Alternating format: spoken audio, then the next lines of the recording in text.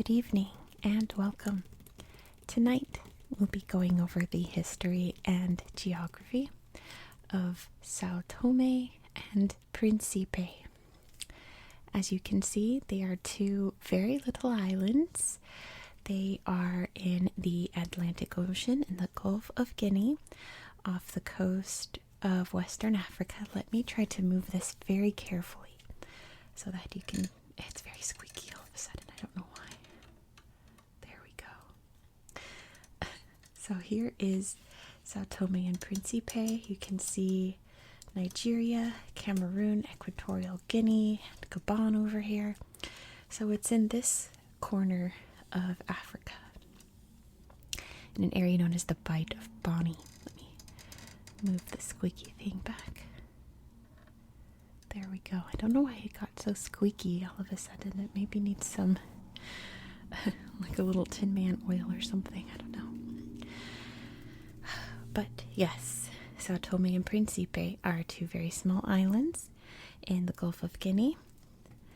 They are part of the Cameroon volcanic mountain line. So if you've seen my video on Cameroon, you know that they have a very active volcano called Mount Cameroon. These islands fall in that volcanic chain. It's almost like from space, it looks like a perfectly straight line going through the water up straight into Cameroon, right where Mount Cameroon lies. So these islands are volcanic, but the volcanoes that formed them are very extinct. They're not going to erupt anytime soon. Therefore, the mountains are very mountainous, especially this island here, Sao Tomé. Let me get my pencil, of course. The island of Sao Tomé. Mainly this area about here is very, very, very mountainous, while this area is a little flatter. Of course, it has absolutely gorgeous beaches all around it. You can see this cool road that goes all the way around like that. Obviously not over here because of the forest and the mountains and all of that. It's so beautiful and so very tropical and humid and wet, and there's a reason for that. As you can see right here, this is 0 degrees. This is the equator. It runs right through the southern part of the island of Sao Tomé. There's a very little tiny island right here called the Ilha de Rolas. Portuguese is difficult. That the equator cuts through, and there's even a spot where they put a little like mosaic map and a pillar right where the equator lies, so you can go see a physical manifestation of the equator. I think that's really cool. All the geography nerds that I found online say that that's like the coolest fact about it, which I agree, but most people just be like, okay, that's odd. They'd rather hear about the beaches or the hiking and all of that. So let's talk about the mountains. As you can see right here, the highest peak in Sao Tomé is Pico de Sao Tomé. Like I said, it's an extinct volcano, but there are lots of other major peaks. There's a really cool one down in this area. It's not listed on this map. It's called the Pico Cao Grande, and it is a volcanic plug. So that means that long ago, before humans were even a thought, before life on land probably was even a thought, there was an eruption on here, and a big burst of lava jutted up out of the ground, and it solidified into what is now just a big tower of volcanic rock. If I have time to edit, I'll throw in a picture of it here. It's like the coolest, most bizarre looking peak ever. I want to look up more pictures of volcanic plugs to see other ones around the world, because it's so bizarre looking, just this big jutting rock coming out of the forest. It's super cool. The capital of Sao Tomé is Sao Tomé. You'll always remember that now, and you'll always remember that the highest point is called Pico de Sao Tomé, or basically Mount Sao Tomé in English. And then, of course, there's Príncipe. It's a much smaller island, and it has a few other little smaller islands around it. So does Sao Tomé, by the way, down here and up here. But Príncipe has quite a few down here. Príncipe is actually an autonomous region of the country. It is self-governing. It's its own self-contained thing. So Santo Antonio is their little capital.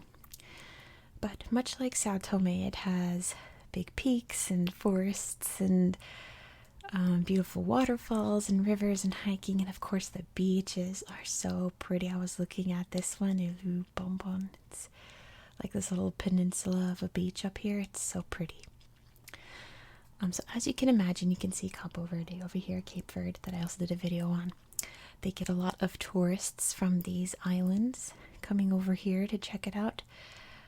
That is pretty much their main source of like income in the islands is the tourism industry, but they have a very large cocoa industry too.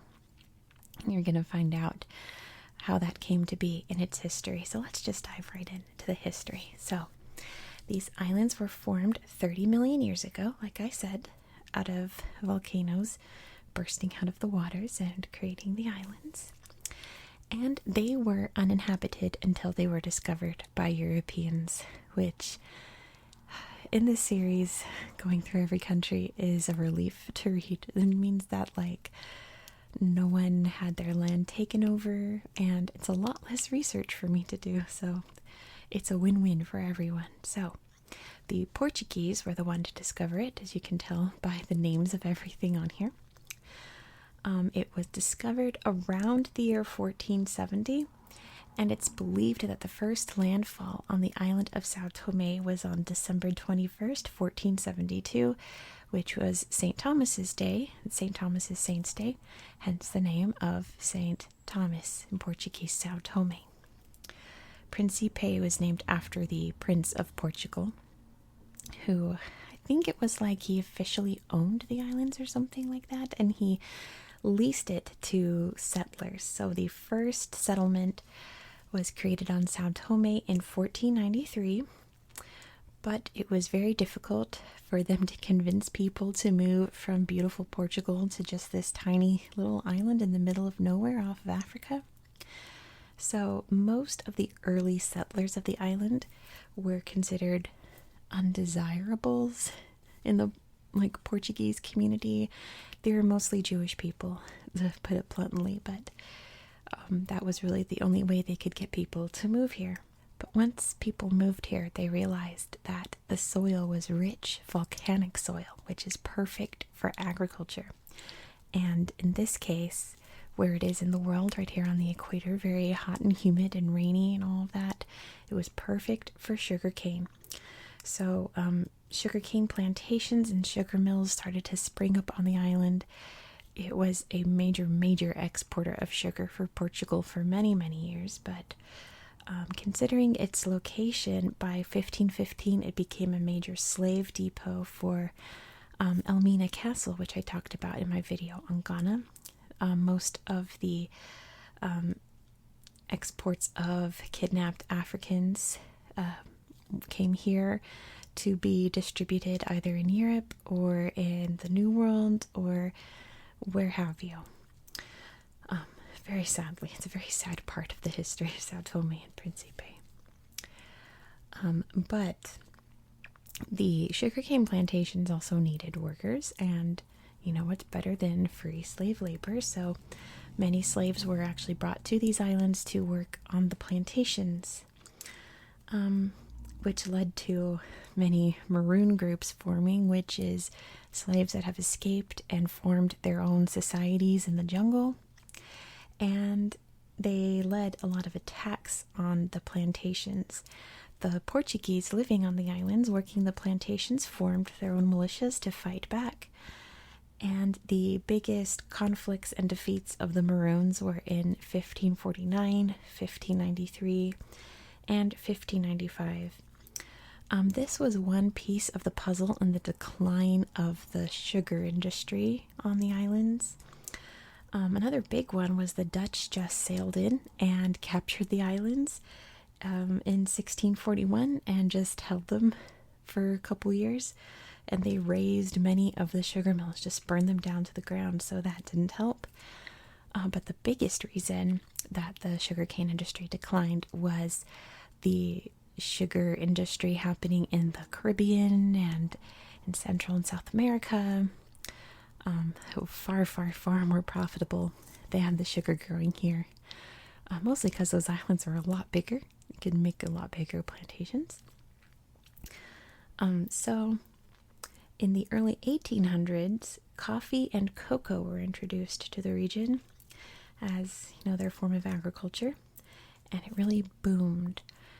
So up until that point, the only real money coming in was from slave exporters, exporting slaves, I suppose. But at this point in history, it was very frowned upon, and the slave trade soon died out, and eventually slavery. So cocoa really became the big cash crop.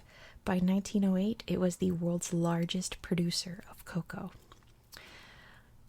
But there was still some questionable practices happening on these cocoa plantations, since obviously by this point there was no slavery, there was no slave trade, but many people were brought from Angola in southern Africa to work on these plantations, and the labor was very, very cruel and very harsh with very little pay. It was essentially forced labor, and it got worse after the Depression. And in 1953, the people had enough and they started to riot, and that led to the Batepa massacre, which many hundreds of Angolan workers lost their lives from the police and the militia from the Portuguese. It's still an event that is recognized every year in Sao Tomé and Príncipe. In the late 1950s, an independence movement began, as many African countries experienced as well. But Portugal was being ran by a very strict dictatorship who was not interested in allowing their overseas colonies to have independence. But that dictatorship was overthrown in 1974 and replaced with a democratic one. And one of their major plans was to allow all the overseas colonies to have independence. So negotiations started after that, and Sao Tomé and Príncipe became independent on July 12th, 1975. And it was in 1990 where a major democratic reform happened. They rewrote the constitution, and most importantly, they allowed multiple political parties to happen here. It led to very free and fair elections throughout all of its history after this point, and essentially, Sao Tomé and Príncipe is considered an extremely democratically stable country.